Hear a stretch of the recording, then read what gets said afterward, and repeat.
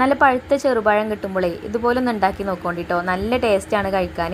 കുട്ടികൾക്കൊക്കെ ഒരുപാട് ഇഷ്ടപ്പെടുന്ന നല്ലൊരു റെസിപ്പിയാണ് കേട്ടോ. അപ്പോൾ നമ്മളെ വീട്ടിൽ തന്നെ ഉണ്ടായ പഴമാണിത്.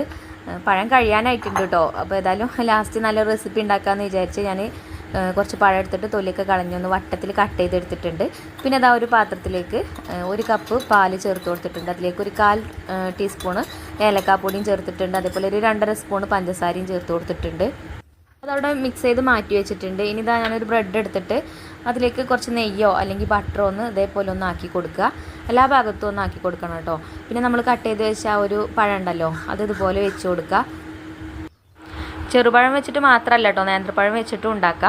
അപ്പോൾ ഇതാ പഴമൊക്കെ ഞാൻ അതുപോലെ വെച്ച് കൊടുത്തിട്ടുണ്ട്. ഇനി ഇതിൻ്റെ മേലേക്ക് ഒരു ബ്രെഡ് വെച്ച് കൊടുക്കുക. അപ്പോൾ ഇത്രേ ഉള്ളൂ കേട്ടോ. ഇനി നമുക്കിതൊന്ന് വേവിച്ചെടുക്കണം, അത് ഞാൻ കാണിക്കാം.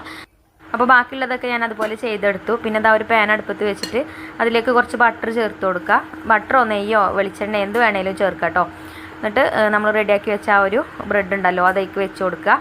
എന്നിട്ട് തിരിച്ചു മറിച്ചു വിട്ടിട്ട് ഇതുപോലെ ഒന്ന് വേവിച്ചെടുക്കുക.